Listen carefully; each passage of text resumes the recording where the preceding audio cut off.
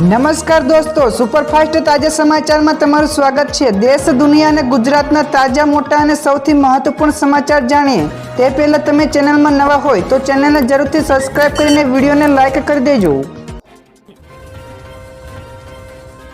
સૌથી પહેલા દોસ્તો આપણે વાત કરીએ તો ગુજરાતમાં હીટવેવની 5 દિવસ માટે યલો એલર્ટની આગાહી કરાઈ છે। જ્યાં દોસ્તો ગુજરાતના સુરત, પોરબંદર તેમજ દીવ સહિતના વિસ્તારોમાં આગામી 5 દિવસ માટે હીટવેવની આગાહી સાથે યલો એલર્ટ અપાયું છે। તેમજ ભુજમાં 37.5 ડિગ્રી તેમજ રાજકોટમાં 36.5 ડિગ્રી તાપમાન નોંધાયું છે।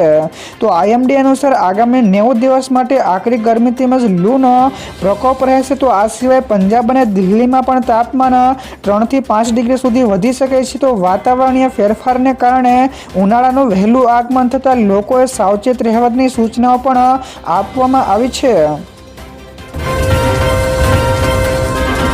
તો દોસ્તો બીજા સૌથી મોટા સમાચાર સામે આવ્યા છે। ₹25,000 મળશે। જ્યાં દોસ્તો આરબીઆઈએ ₹50,000 થી ઓછા સાયબર ફ્રોડ એટલે કે છેતરપિંડી માટે એક સાથે ₹25,000 સુધીનું વળતર આપવાનો પ્રસ્તાવ તૈયાર કર્યો છે। જો ગ્રાહકોની ભૂલ હોય તો પણ 5 દિવસમાં ફરિયાદ કરવા ઉપર આ રકમ એટલે કે 25,000 રકમ કોઈ પણ પ્રશ્ન વગર પરત મળશે। તો બેંકો 6 એપ્રિલ સુધી આ અંગેનો પ્રતિસાદ આપી શકશે। જો બધું બરાબર રહેશે તો 1 જુલાઈ થી આ નિયમ લાગુ થઈ જશે। તો આ પગલાંનો મુખ્ય હેતુ સામાન્ય ગ્રાહકોની મહેનતની કમાણીને ડિજિટલ છેતરપિંડીથી સુરક્ષિત રાખવાનો છે। તો દોસ્તો બીજા સૌથી અગત્યના સમાચાર સામે આવ્યા છે। ઈરાન અને ઇઝરાયલ યુદ્ધમાં એક અઠવાડિયામાં તબાહી મચી છે। જ્યાં દોસ્તો ઈરાન ઉપર અમેરિકા તેમજ ઇઝરાયલના હુમલાએ એક સપ્તાહ પૂર્ણ થઈ ગયું છે। તો 28 ફેબ્રુઆરીથી શરૂ થયેલા આ સંઘર્ષના પ્રથમ દિવસે સુપ્રીમ લીડર ખામેનીનું મોત થયું હતું। તો અત્યાર સુધીમાં ઈરાનમાં 1300થી વધારે તેમજ લેબનોનમાં 300થી વધારે લોકોના મોત થયાના અહેવાલ છે। જ્યારે 6 અમેરિકન સૈનિકોએ પણ જીવ ગુમાવ્યો છે। તો મધ્ય પૂર્વના અન્ય દેશોમાં પણ જંગ ફેલાતા મોટી જાનહાનિ પણ થઈ છે। તો ઇઝરાયલના વળતર પ્રહારથી સ્થિતિ પણ અત્યંત ગંભીર બની છે। ત્યાર પછી દોસ્તો આગળ વધુ એક સૌથી અગત્યના સમાચાર મળ્યા છે। ₹2 લાખ સુધીની લોન માફ। જ્યાં દોસ્તો મહારાષ્ટ્રના મુખ્યમંત્રી દેવેન્દ્ર ફડણવીસે 2026 અને 27ના બજેટમાં ખેડૂતોને એક મહત્વપૂર્ણ ભેટ આપી છે। તો સરકારે ખેડૂતો માટે લોન માફીની જાહેરાત કરી છે। તો લોન માફી યોજના હેઠળ ખેડૂતોની ₹2 લાખ એટલે કે 30 સપ્ટેમ્બર 2025 સુધીની તમામ લોન માફ કરવામાં આવશે। તો જે ખેડૂતો નિયમિતપણે લોન ચૂકવે છે તેમને સરકાર તરફ ₹5 લાખનું પ્રોત્સાહન પણ મળશે। ત્યારબાદ દોસ્તો ફટાફટ આગળના બીજા સમાચારની વાત કરવામાં આવે તો અમેરિકાની મોટી કાર્યવાહી। જ્યાં દોસ્તો યુએસ જ્યોર્જ H.W. બુશ એ ઈરાન સામેના યુદ્ધમાં ત્રીજું વિમાન વાહક જહાજ તૈનાત કરવા જઈ રહ્યું છે। તો તે અંતિમ યુદ્ધની તૈયારી પણ કરી રહ્યું છે। તો USS અબ્રાહમ લિંકન અને US ગેરાલ્ડ R. ફોર્ડ પહેલેથી જ તૈનાત છે। તો ત્રીજા જહાજના આગમનથી ઈરાનના મિસાઇલ બેઝ, નૌકાદળના બેઝ તેમજ અન્ય સ્થળો ઉપર સતત હુમલાઓ પણ થઈ શકે છે। તો યુએસની આ તૈયારી દર્શાવે છે કે તે લાંબા યુદ્ધ માટે તૈયાર છે। તો દોસ્તો બીજા સૌથી મહત્વપૂર્ણ સમાચાર સામે આવ્યા છે। પેટ્રોલ 336 અને ડીઝલ ₹321 પ્રતિ લીટરે પહોંચ્યું છે। જ્યાં દોસ્તો પાકિસ્તાન સરકારે પેટ્રોલ અને ડીઝલના ભાવમાં લગભગ 20% વધારો કર્યો છે। તો પેટ્રોલની કિંમત પ્રતિ લીટરે 55 એટલે કે પાકિસ્તાની રૂપિયા વધીને ₹335 પાર કરી ગઈ છે। જ્યારે ડીઝલ ₹321 પ્રતિ લીટર સ્તરે પહોંચ્યું છે। તો સરકારના જણાવ્યા પ્રમાણે અમેરિકા અને ઇઝરાયલ તેમજ ઈરાન વચ્ચે ચાલી રહેલા યુદ્ધ તથા મિડલ ઈસ્ટમાં વધતા તણાવના કારણે રાષ્ટ્રીય આંતરરાષ્ટ્રીય બજારમાં ક્રૂડ ઓઇલના ભાવમાં ઝડપથી વધારો થઈ રહ્યો છે। તો દોસ્તો ત્યાર પછી આગળ વધુ એક સૌથી મહત્વપૂર્ણ સમાચાર મળ્યા છે। ગુજરાતમાં આમ આદમી પાર્ટીનો મોટો દાવો તો તમામ સીટો ઉપર ઉમેદવારો ઉતારશે। જ્યાં દોસ્તો ગુજરાતમાં આમ આદમી પાર્ટીએ મોટો દાવો કર્યો છે કે આગામી સ્થાનિક સ્વરાજ્યની ચૂંટણીમાં રાજ્યની તમામ સીટો ઉપર ઉમેદવારો ઉતારશે। તો આનાથી ભાજપ, કોંગ્રેસ તેમજ આમ આદમી પાર્ટી વચ્ચે ત્રિપાંખીયો જંગ જામશે। તો આમ આદમી પાર્ટીના રાષ્ટ્રીય અધ્યક્ષ અને દિલ્હીના મુખ્યમંત્રી અરવિંદ કેજરીવાલ ગઈકાલે રાત્રે ગુજરાત આવી ગયા છે। તેમજ આજે ગાંધીનગરમાં તેઓ મોટી જનસભાને પણ સંબોધન કરશે।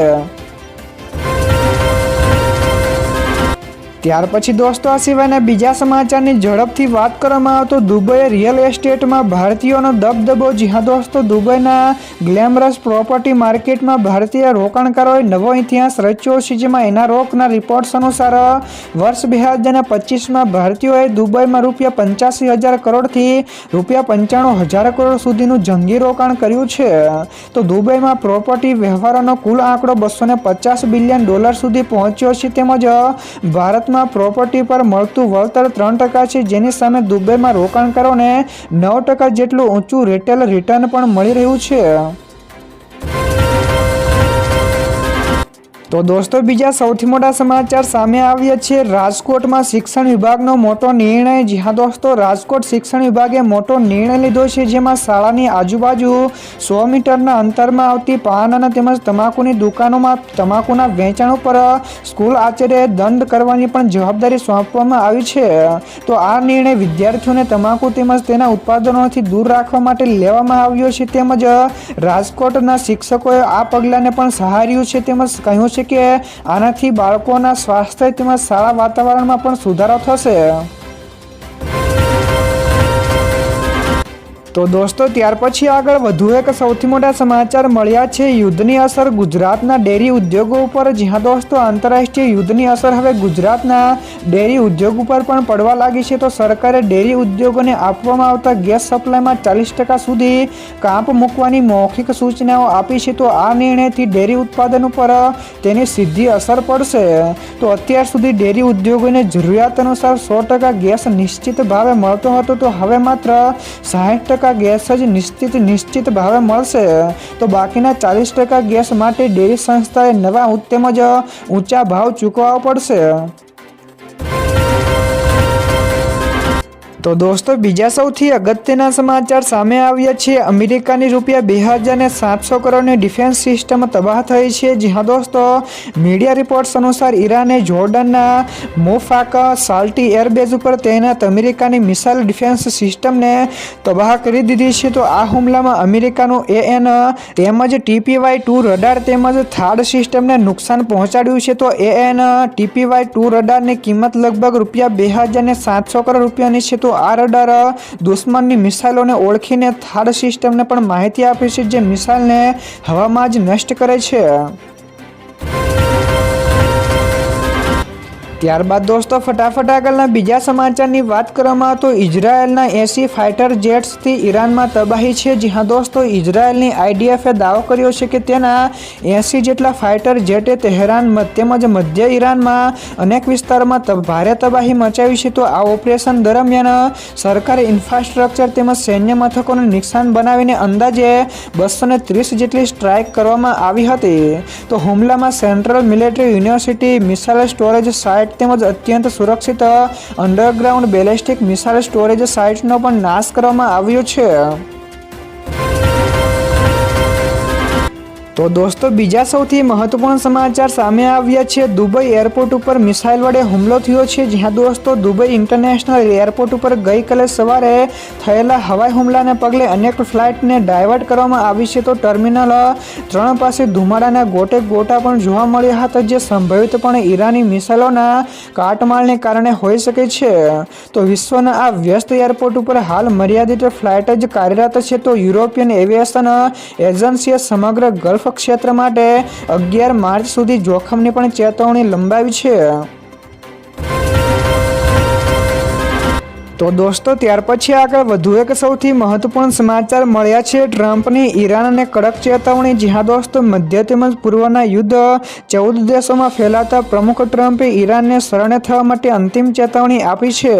તો ટ્રમ્પે જણાવ્યું કે સંપૂર્ણ શરણાગતિ વિના કોઈ પણ સમજૂતી થશે નહીં. તો ઇઝરાયેલે 50 ફાઇટર જેટથી ખામીનીનું બંકર ઉડાવ્યું છે. તો જ્યારે ઈરાને કતરમાં પણ અમેરિકાની $1.1 બિલિયન વધુની રડાર સિસ્ટમને તોડી પાડવાનો પણ વળતો પ્રહાર કર્યો હતો. જ્યારે અઝરબૈજાને પણ સરહદ ઉપર તોપો તૈનાત કરતા હવે આ ભીષણ જંગ મધ્ય તેમજ એશિયા સુધી ફેલાવાની પણ આશંકા સેવાઈ રહી છે. ત્યાર પછી દોસ્તો આ સિવાયના બીજા સમાચારની ઝડપથી વાત કરવામાં આવે તો કાચા તેલના ભાવમાં ભડકો તો તૈયાર રહેજો. જ્યાં દોસ્તો કાચા તેલની કિંમતો 2 વર્ષની સર્વોચ્ચ સપાટીએ પહોંચી છે તો બ્રેન્ટ ક્રૂડ પ્રતિ બેરલ $90 પહોંચતા એપ્રિલ 2024 પછીનો આ સૌથી ઊંચો સ્તર છે.